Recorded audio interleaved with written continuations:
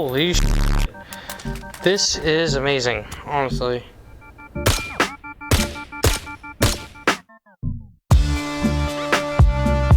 Here we are, we finally made it. After the long, daunting task of sending one whole Discord message to the team over at Vail VR, I finally took the time to try this title out. And by made the time, I mean I finally got off my lazy ass and listened to you guys in the comments, so I guess you could live vicariously through me or something, since most of you are on standalone and this is only available on PC, and basically most of you on PC don't have access to this yet. So yeah, we did it. It does seem, yet again, the comments section has blessed me with another gem that should have never been left alone, because just as I've had to admit in a few videos recently that I hope you watched also, waiting to get in this game was another huge mistake.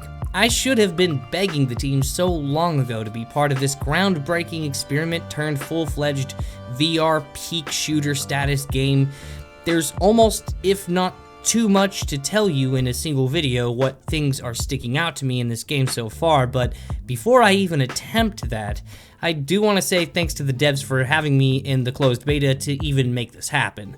Now, if you're living under a virtual reality rock, you might have no idea what this game is. So real quick, for those who don't know, because I'm sure plenty of you already do, Vail VR is an upcoming competitive shooter that will launch exclusively on PC VR, basically meaning it will not be on standalone Quest platform, or at least not one that exists right now. More on that in the future perhaps, but if you're familiar with the game CSGO or games of that nature, then this really isn't going to be a strange concept. Outside of the standard team deathmatch modes, the main competitive focus is a game that is played offense versus defense, with offense going in with an artifact scanner and attacking one of two sites in an attempt to scan one of the two artifacts or eliminate the entire enemy team in the process, with either objective winning them the round. Defense is pretty self-explanatory, just don't fucking lose. If you're not too new to the channel, you already have an idea of just how familiar I am with VR shooters, with about 1,500 hours total just in virtual reality and plenty more than that with real firearms. I've already put in 8 hours on this title in just the short time I've had it, and if I weren't a family guy... I'm a family guy! He said it! I can only imagine I'd have been putting in some insanely crazy amount of time into it, like borderline unhealthy amount perhaps. Maybe even just like putting a porta potty in the corner of the room and just ordering Uber to my window or some shit. Of course, I am exaggerating this a bit, but in all seriousness, this game just keeps creating new shit yourself moments almost every time I get on. The first thing I noticed stepping into it, aside from how insanely quick this game loads, which is about the time it takes me to put in my earbuds, were the gun mechanics and scope visuals. With the mechanics, for once in a shooter, I could position my body in more universal ways, or at least switching between weapons didn't seem as drastically different in the firing position.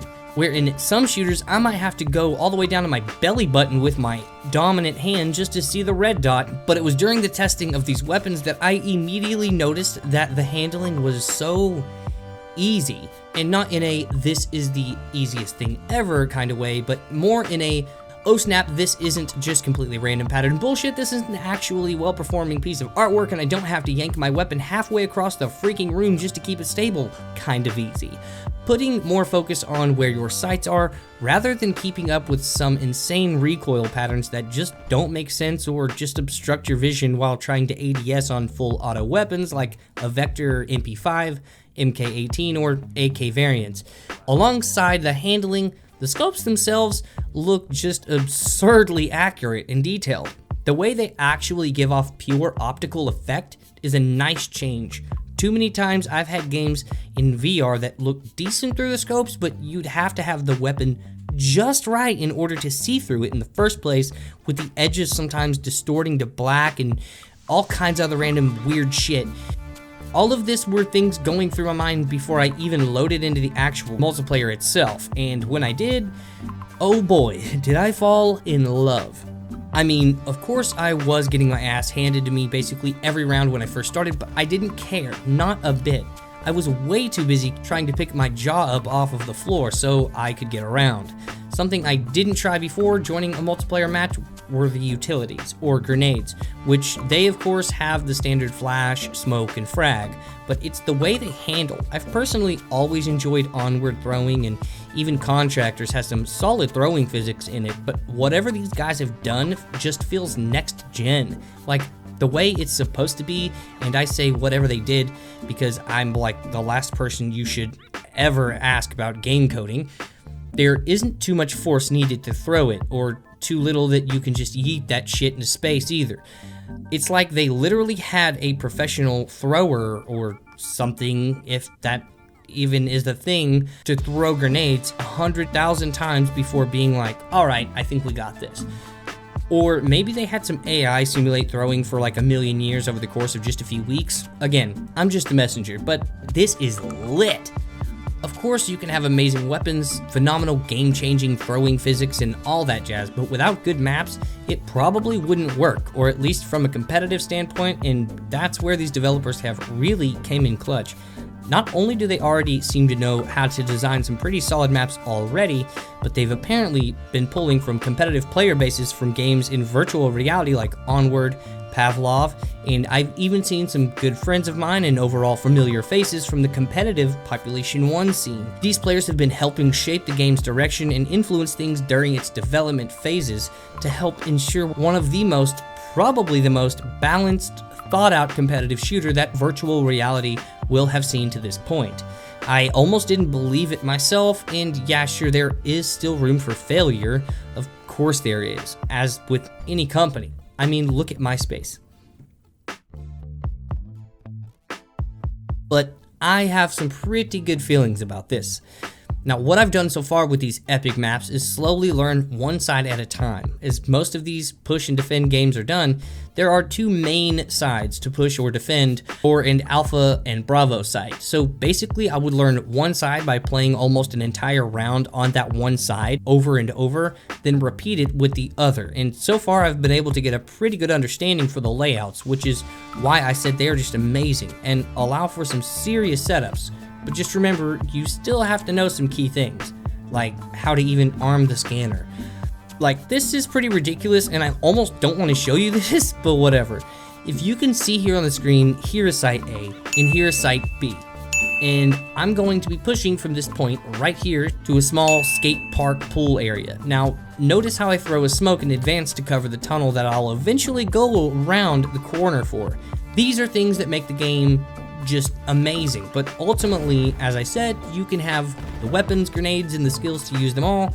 But I was so engulfed with the fact that I pushed efficiently, then more stoked that I actually got a kill with my sick frag grenade toss that I did through the smoke, that I didn't even realize that I never actually armed the scanner before. So even though we won, it was definitely a learning experience because I had no clue what I was doing when I got there. Now, something that really tickles my fancy about this game in the best way possible, and no hate on all you questers out there, is that the game is PC only. And again, it's not to come down on the Quest hard or anything. I own one myself. It's an amazing little piece of hardware, especially for the price, even if that price is going to increase so Meta doesn't have to take a loss anymore. But the hardware limitations and just the gap between the power of a mid-grade PC and a Quest is kind of insane still. So to really ensure a consistent playing field, having consistent fidelity really makes a difference. Just take a look at Onward, for instance. The difference between PC and Quests on that game are really noticeable. It's like Toy Soldiers met Arma 3 or something. That's the only other main point I can make for now about this title, is just how beautiful it is in every way. The environment is top tier, hands, weapons, lighting, shading, it's just all super soft on my eyes, yet still vivid at the same time. They absolutely nailed their unique style, and the announcer voice totally reminds me of the Halo days. Round starting. Get ready. So I'm a freak for that. I personally get left thinking about the time when every console player had their eyes on PUBG, and there came a moment when people said, "F it," and threw their hands up in the air. no longer willing to wait for high-end gaming or some half-ass Xbox port that eventually did come out. So many people, including so many celebrities and famous people all around, all invested in their first gaming rig, and that year the PC Master Race was huge. I'm hoping that this game has some sort of even fractional influence on just the average gamer in the VR market as it stands, and encourages so many more people to get out there and hustle their ass off for a PC, which honestly prices haven't been too bad for recently. I will almost never understand why anyone playing a flat screen game who still sees a game like this wouldn't want to just sell their entire Steam account or maybe even like a kidney on the black market and invest all the money in VR immediately. But hey, maybe more random clueless YouTubers like me just have to keep making content and get it to more and more hands. Until then, I think I'll just feel privileged to be a part of this growing community that is virtual reality and stay confused, yet blessed to have so many people like you to share these experiences with here on the channel. Thank you all so much. God bless, and we shall see you sometime. One day, I just have to catch up on like everything and then get off of Vail long enough to like edit stuff. But yeah, we'll see you. See you later. Bye.